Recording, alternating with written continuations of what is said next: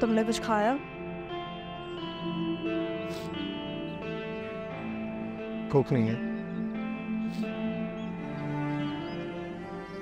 फाकिर, अगर ऐसे ही भूखे रहोगे तो तबीयत खराब हो जाएगी तुम्हारी। खा लूँगा बाद में, वो मसला है।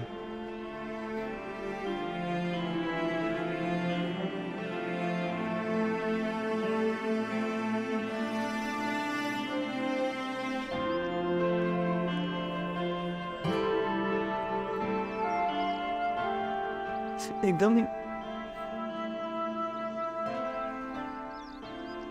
बाबा की जगह नहीं ले सकता मैं।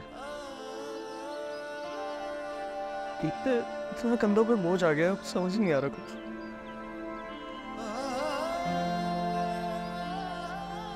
वक्त से पहले ही हमारे कंधों पर जिम्मेदारियों का बोझ डाल दिया गया है।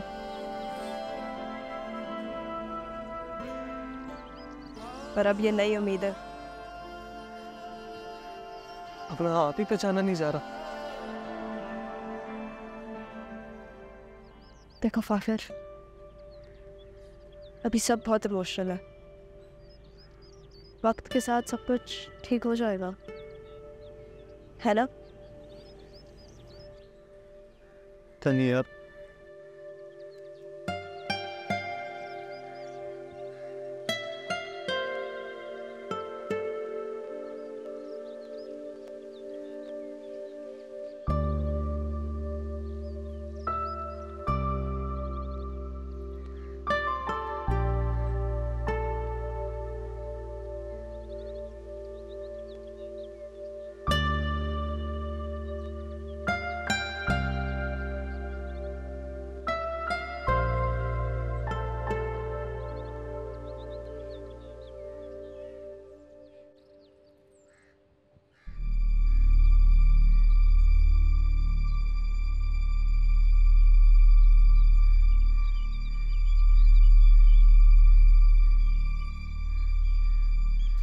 कहीं जा रहे हो? जी क्यों? क्यों नहीं, हम ये कह रहे थे अभी चाचा को बता दियो, तुमने क्यों समझा रहे हो? उनसे क्यों पूछना है? देखो, अब तुम्हारे बाबा के जाने के बाद अब हबीब भी इस घर के बड़े हैं ना। बच्चा सुनो, हमारी बात सुनो। हम नहीं चाहते खामोखी में तुम्हें डांट पड़े। मेरी जान, एक काम करो, छोटी वाली गाड़ी जो है ना ले जाओ, बड़ी वाली अब तुम्हारे बाबा के बाद हबीब लेके जाएंगे। ये गाड़ी मेरे बाबा की थी, अब उनके जाने के बाद मेरी और मम्मा की है। मैं बाद में बात करता हूँ, मैंने मम्मा को बता दिया, अभी आता हूँ। आखिर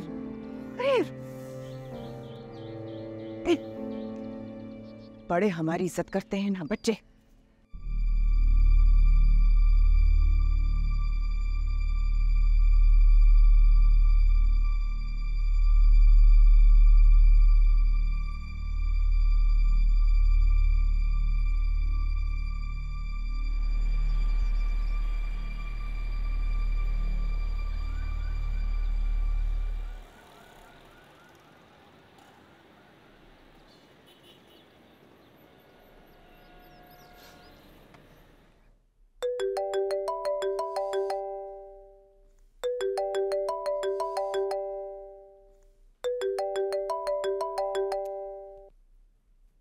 हेलो, हाय फाकिर, कैसे हो?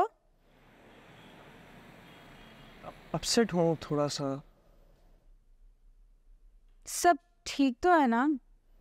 ठीक नहीं हूँ, गाड़ी चला रहा था, निकला था घर से और पता नहीं चलाते चलाते एकदम तुम्हारे घर के बाहर आ गया। क्या तुम मेरे घर के बाहर हो? हाँ, घर के बाहर हूँ। मिल सकते हैं हम अभी इस वक्त?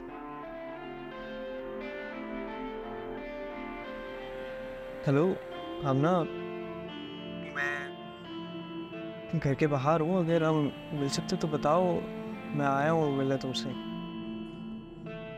मैं आती हूँ, वेट। चलो, थैंक यू।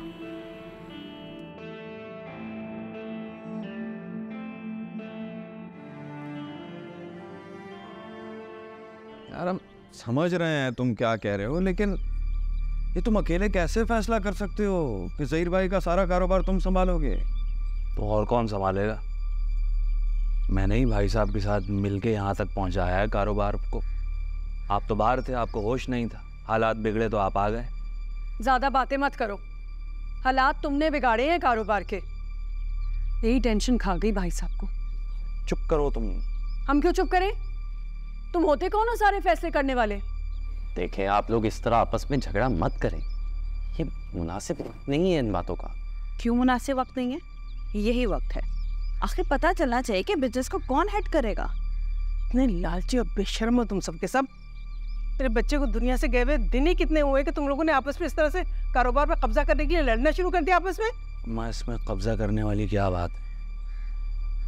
अब भाई साहब रहे नहीं है, जाहिर है किसी को तो कारोबार चलाना है ना, कारोबार में फैसले लेने होते हैं, बहुत सी चीज़ें होती हैं, इसी तरह से चलते हैं। हाँ, तो ज़हीर भाई की मौजूदगी में आपके फैसलों की वजह से ही कारोबार में नुकसान हुआ है, इसीलिए तो मुझे बुलाया था ना उन्होंने। और मैं सब कुछ सही तरह से देख तो रहा था, नहीं देख रहा था। अगर ऐसी बात है तो फिर तो सज्जाद को भी मौका मिलना चाहिए बिजनेस संभालने का। ये भी अच्छे से जानते हैं बिजनेस को। तो क्या बात? नहीं, एक मिनट, ये क्या कोई खेल चल रहा है? बारियां लगी हुई हैं, अब इसकी बारी है, अब इसकी बारी है, क्या हो क्या रहा है यहाँ पर? हैं? फिर किसको मिलेगा? फाखिर, फाखिर को मिलेगा। ज़हीर के बेटे का हक है ये।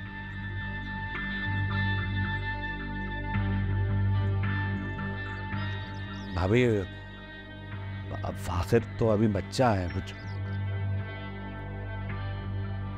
हाँ, अब फाखिर कैसे संभालेगा बिजनेस को? बिल्कुल दुरुस्त कहा तुमने। जो कुछ ज़हीर का है वो सब फाखिर का ही है, लेकिन अभी वो बच्चा है, उसको कारोबार को समझने में कुछ वक्त लगेगा, कई साल लग जाएंगे। ठीक कह रही हैं, और इसी बात का डर है मुझे।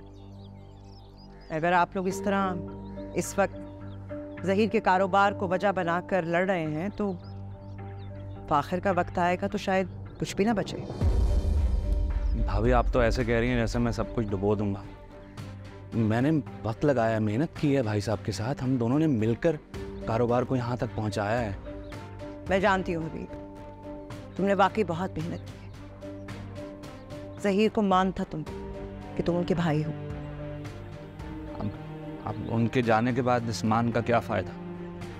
नहीं हबीब, मैं ज़हीर का मान टूटने नहीं दूंगी। लेकिन ज़हीर भाई ने अपनी मौजूदगी में देख लिया था कि कारोबार ठीक नहीं चल रहा, उनको फिक्र लाक हो गई थी अपने बिजनेस की, तो तभी मुझे बुलाया।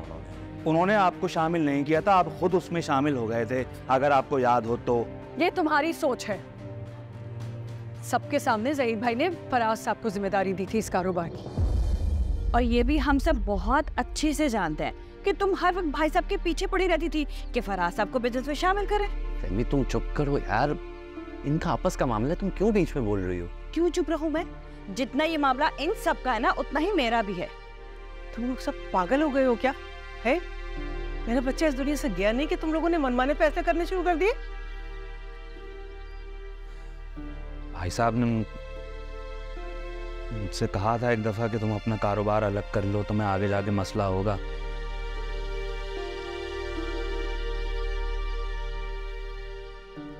मैंने कहा मैं आपको मेरी ज़रूरत है, मैं ऐसे आपको नहीं छोड़ सकता। अब मुझे एहसास हो रहा है कि मुझे वो फैसला ले लेना चाहिए था ताकि ये दिन देखना नहीं पड़ता मुझे। नहीं अभी तुमने ठीक फैसला किया था ज़हीर का साथ देकर। तुमने वाकई बहुत मेहनत की है और ज़हीर ने जाने से पहले अपने दिल की बात कही थी मुझसे। उन्होंने कहा था कि जो जिसका मकाम है ना, उसको उसी मकाम पे रहने देना, कुछ ना बदलना। हम ऐसा ही करेंगे। हम सबको ज़हीर के फैसले का मान रखना, बस। जी भाभी।